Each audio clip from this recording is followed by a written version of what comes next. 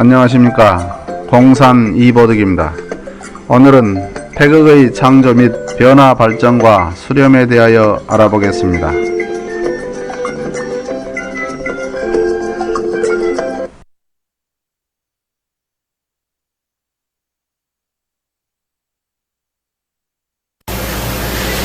먼저 태극의 수상에 대하여 알아보겠습니다.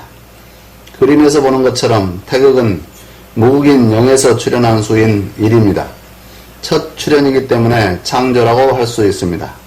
또 옆 그림은 동서남북과 중심을 표현한 수인데 5와 10은 중심수로서 주위 사방을 출현케 하는 바탕자리라고 할 수 있습니다.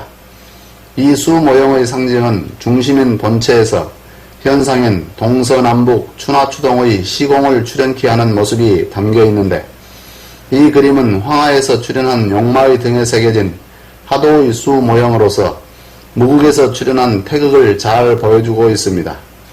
변화 발전의 관점에서 본다면 천지는 열매 속의 씨앗에서 시작하여 열매를 맺음으로써 완성되는 시어간, 종어간이라고 할 수 있으나, 본체에서 현상이 출현하는 관점에서 본다면 천지가 24방위에서 한꺼번에 출현하였다는 천주님의 말씀이 드러난 부분이기도 합니다.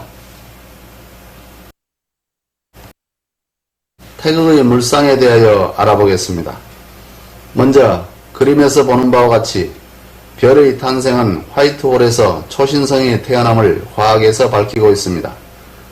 또 씨앗에서 새싹이 돋는 것과 모체에서 아이가 잉태하는 것이 중심인 무국에서 새로운 개체가 출현하는 태극을 나타내고 있습니다.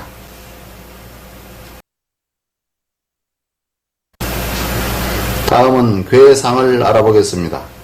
괴는 막대의 모습인 효가 3개씩 중첩되어 있는 모습입니다. 먼저 효의 모습을 본다면 한자로 일자처럼 막대를 옆으로 눕혀놓은 모습이 양을 상징하고, 2개의 막대를 사이를 띄우고 놓은 모습이 음을 상징합니다. 3개의 효 중 위에 있는 것을 상효, 아래에 있는 것을 하효, 가운데를 중효라고 하는데, 출현하는 순서로 본다면 하효가 기본이 되어 하중상의 순서로 펼쳐집니다. 괴가 만들어지는 모습을 보면 처음에 하효가 양효와 음효가 만들어지고, 다음 순서로 양효 중 양음, 음효 중 양음, 즉 양양, 양음, 음양, 음음의 사상이 만들어지며, 사상이 각각 음양을 만들어 건괴인 양양양, 태괴인 양양음, 이괴인 양음양, 진괴인 양음음, 천괴인 음양양, 감괴인 음양음, 간괴인 음음양, 곤괴인 음음음의 8개가 만들어지는 것입니다. 이렇게 괴의 출현 순서를 천지가 형성된 모습에 맞춰 8개로 배치한 것이 복희 8개입니다. 그러므로 복희 8개는 무국에서 태극이 생하는 것을 나타내고 있으며, 괴의 순서에 따라 그림을 그리면 8개의 중앙에 있는 태극의 모습이 되는 것입니다.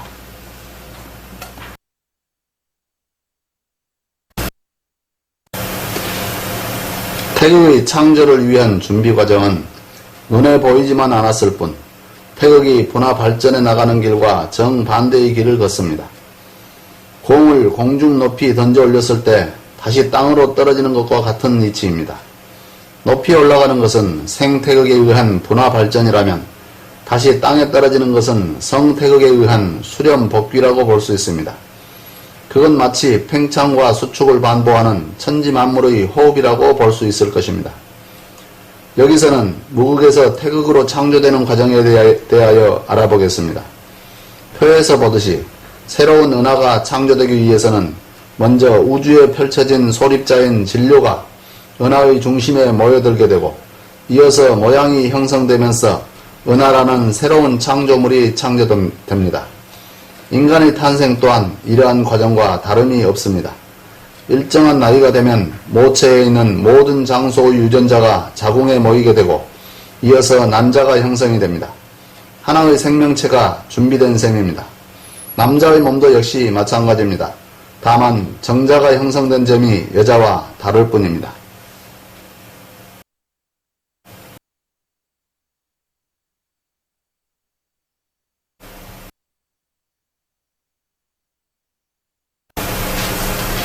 태극이 변화 발전해가는 모습을 수로 표현한 것이 낙서입니다. 낙서의 수를 순서대로 표현한다면 그림과 같이 모으긴 0에서 태극인 1이 출현하여 9까지 분열 발전해가는 모습인 것입니다. 마지막 수인 10은 변화 발전의 모습이 아니라 완전히 열린 완성체이기 때문에 과정이 아니므로 괄호 안에 수를 넣었습니다. 수가 오른쪽으로 진행하므로 우선이라고 하며 1부터 9까지 9단계를 거쳐 본체에서 점점 멀어져 가므로 구변이라고 합니다. 다음은 낙서 수의 배치입니다. 낙서의 수에 대한 자세한 공부는 다음에 배우기로 하겠지만 간단한 원리를 설명한다면 하도의 수에서 4, 9와 2, 7이 자리를 바꾸어 5행인 금과 화가 서로 자리를 바꾸게 됨으로써 상생이 상극으로 바뀌게 되는데, 이러한 까닭은 천지를 대행하여 1월이 만물을 길러내나 필요악인 상극의 원리를 사용해야 하기 때문입니다. 개인적으로는 몸이 자라고 물이 오르는 것은 밑에서 위로 치오르는 상극의 이치이며, 새싹이 움트고 줄기가 뻗는 것도 흙을 극하여 위로 오르는 것입니다. 또한 국가와 민족 간의 전쟁을 통하여 과학기술이 발전하게 되는 것 역시 상극의 이치를 따르면서 인류 문명이 발달하게 되기 때문입니다. 낙서의 배치 관계를 잘 살펴보면 사정의가 홀수인 양수로 이루어져 있으므로 양이 주도하는 세계임을 알 수 있고, 중심수인 양수의 순서가 3, 5, 7로서 오른쪽으로 진행되므로 우선임을 알 수 있습니다. 음양 중 양은 변화 발전하는 성질을 가지고 있으며 우선하는 것 역시 변화 발전하는 모습을 상징하고 있습니다. 그러므로 낙서 수의 배치를 보면 태극이 변화 발전하는 모습을 그대로 배치했다고 볼 수 있는 것입니다. 하도가 공간적인 바탕을 출현케 한 모양이라면 낙서는 시간적인 흐름을 강조하여 변화 발전해 가는 것을 상징적으로 나타낸 모양임을 알 수 있습니다.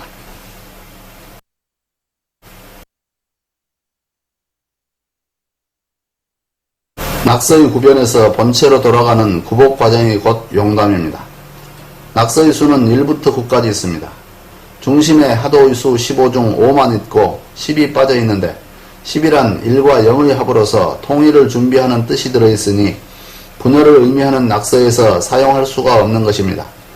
그러나 낙서의 기운이 다하고 극에 이르면 낙서의 중심부에 잠복되어 있던 10이 드러나게 되고 태극운동이 다시 전개되는데, 처음 시작한 낙서가 분열로 간 태극운동인 생태극이라면 새로운 운동은 수렴으로 가는 태극운동인 성태극이 되는 것입니다. 씨앗에서 싹이 나고 줄기, 가지, 잎, 꽃으로 분열하였다면 분열의 끝에서는 열매가 맺혀 씨앗이 생성되어 본래 프로그램으로 수렴하는 것입니다. 낙서의 수는 분열 발전해 가는 수입니다.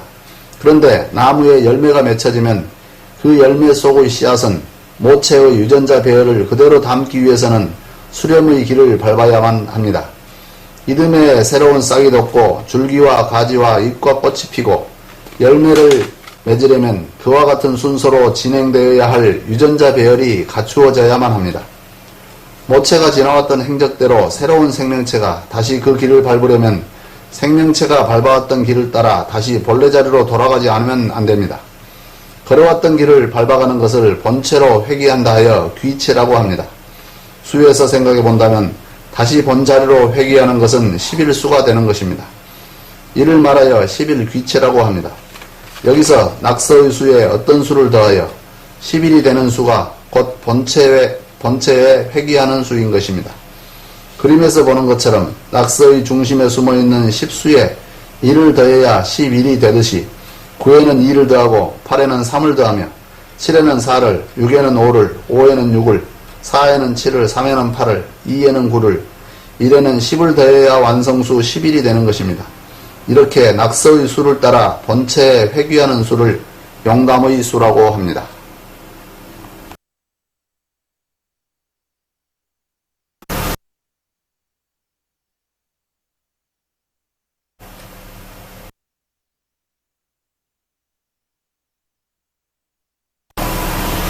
무의 본래 자리에서 변화 발전하여 멀리 이상을 펼치게 된 역을 낙서라고 한다면, 발전해 갔던 길을 되짚어 돌아와서 본래 자리에 이르는 역을 용담이라고 합니다. 낙서가 생태극하여 발산의 길을 걸어 구변한다면 영담은 성태극하여 수렴의 길을 걸어 본체에 복귀하는 구복을 하는 것입니다. 낙서가 본체에서 멀리 떨어져 우선을 한다면 그림에서 보는 것처럼 영담은 다시 본체로 돌아오는 좌선을 합니다.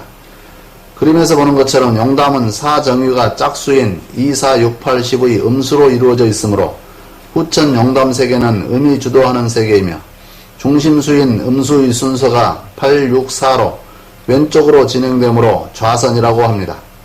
음수는 수렴하는 수로서 영담의 배치를 보면 물질의 변화 발전보다는 정신적인 성숙이 이루어질 것임을 알 수 있습니다.